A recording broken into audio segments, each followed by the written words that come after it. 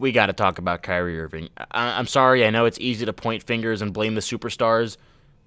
It's a problem. It's really been a problem through the first two games of the finals, and you got to address it. Kyrie was great through the first, 3 rounds, first 17 games of the playoffs to be exact, averaged 23 points per game. Pretty good. Like, it's not blowing you out of the water, Kyrie good, but his efficiency was great. Almost 49% from the field, 42% from three. Life was good for the Mavericks. Their offense was hot. Their defense was getting even better. Their defense was a revelation so far in these playoffs, which has kind of allowed them to go on this run. But it's also been the shot creating and making of Luka and Kyrie, and I think that's a big reason why some people favored the Mavericks over the Celtics was due to the play of their two stars. And then, of course, on top of everything, you had all of the narratives and the stories that are going around with Kyrie and his return to Boston, Porzingis' return to Dallas. There's a lot of history between these two teams and these players. And Kyrie, now with these two finals losses, is on a 12-game losing streak to the Celtics, including the postseason and regular season since he left Boston. And there's clearly a lot of turmoil with him and those fans. We all know it. We were all expecting to see it. But Kyrie hasn't exactly responded in the way that a lot of us had hoped and expected him to. So far, through 2 games in the finals, his numbers have dropped down to 14 points per game, just 35% from the field, and he's 0 for 8 from 3. Hasn't made a 3 so far. And again, I talked about that defense being super important to the Mavericks, but again, it was also that shot making, the 3-point shooting from the role players, but not just the role players, from their two stars, Kyrie and Luka, who were, for the most part, very efficient and playing off of each other quite well. And with Luka handling 70% of the ball handling duties, that other 35% or whatever it was going to Kyrie was making life a lot easier for Luka, but that just really hasn't been the case whatsoever through these 2 games.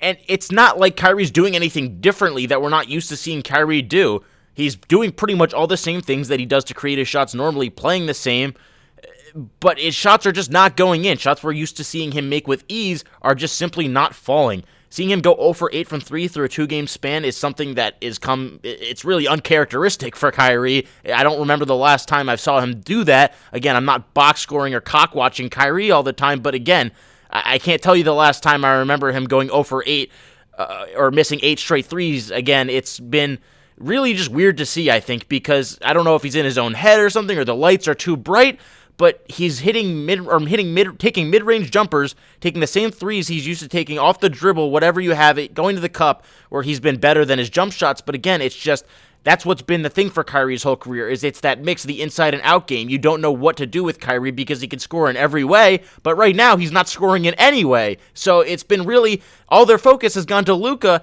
and when the focus goes to Luka and Kyrie's tried to take some of that pressure off of him, it just hasn't worked because he's missing shots. And when you guys missing shots, you're going to be more willing to give him those shots. So again, it's just Kyrie has been trying to shoot himself out of these games, or shoot himself out of these slumps, and in result, it's ended up shooting the Mavericks out of the games. And in a game where the Celtics shot only 26% from 3, you have to take advantage of that. And largely a reason that they didn't was because Kyrie shot sub 40% from the field. And again, if he's shooting sub 40% from the field, you can maybe get away with it if Luka's dropping a 45-point triple-double. But it's really hard for Luka to do that against a defense like the Celtics team that's so damn good and so versatile. Obviously, when you talk about Kyrie Irving, the first thing that comes to mind is his offense, and he's one of the best offensive point guards we've probably ever seen. But with Dallas, he's really become a better defender, and probably someone I'd consider a borderline positive net defender. But looking at, Game 2, especially Game 1 wasn't anything special in particular, but Game 2, Kyrie was getting cooked on defense, and his missing shots on offense and just playing overall bad carried over to the defensive side, which is something you can't have happen in the finals, especially when this Mavericks team has been so good defensively. And no, Kyrie's not going to go out there and lock up your best player, but he's been a good team defender, and he really was just awful in Game 2. He let up 27 points as the main defender, as the closest on-ball defender, according to Tim Bontemps. People went 11 for 16 against Kyrie in Game 2. So it was pretty much an automatic bucket players when they were going at Kyrie in that second game. And also, the Mavericks allowed 35 total blow-bys in that game, and Kyrie was a big portion of that, and Luka was too.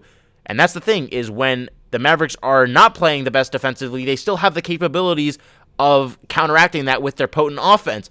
But not when Kyrie Irving is shooting, 35% from the field. It's just not going to happen. And again, that's why I'd say it's so easy to point fingers and say, if Kyrie made a few more shots, they win. But it's really that simple to me because Kyrie's not doing anything that different, like I'm saying.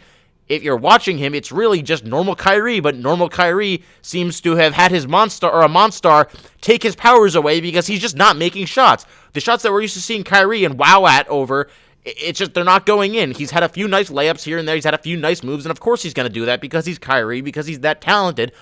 But he needs to do it consistently, or this Mavericks team is going to be going home in 4 games, and the Celtics are going to be celebrating on their home court.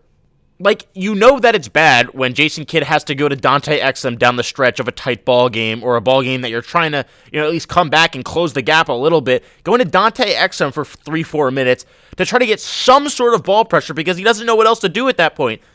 Dante Exum has played 6.5 minutes per game so far in the playoffs, and he was basically played out of the rotation in the regular season at the end. So, I don't know what the answer is. I think the only answer that the Mavericks have at this point is for Kyrie to start playing better. That's why I think it's the thing you could point out and talk about the most, because it's the most realistic thing that Dallas can fix. We know that Kyrie is capable of playing much, much, much better than this, so if he does, I think Dallas has a shot. I'm not saying they will come back, but they have a shot. But right now, it's been bad. It's been really, really bad. Luka had a terrific first half last night, and then in the second half, 3 for 8 from the field. He was gassed. He had no help, and then Kyrie himself was 2 for 8 in the second half. So it's really, they can't rely on their role players to just carry them throughout with their scoring. Again, I know how good P.J. Washington and Derrick Jones Jr. have been for the most part, but they're role players stepping up. They're not going to give you the production that Kyrie is going to give you even on a somewhat off night. Again, not a way off night like he's been having, but if Kyrie can even shoot 43% from the field and give you 23 points, I think that's more than enough because it at least gives some of the pressure off Luka. Luka's fucking tired, man. Luka is beat up. Luka has multiple injuries. Luka has more pressure on him to do things with the ball than any other player probably in the league. And he doesn't play a fast-paced game. He plays a slowed-down game, and a big reason why the Pacers were able to, give the Celtics at least some trouble with their scoring was because they played them fast and they made the Celtics work. The Mavericks don't do that, so if Kyrie is not scoring efficiently and Luka, is kind of left to do everything by himself, and inevitably he's not going to be able to do that every game, this series is going to be over very quickly. But yeah, anyways, that's pretty much it. I just wanted to talk about Kyrie Irving because it's annoying me. Peace.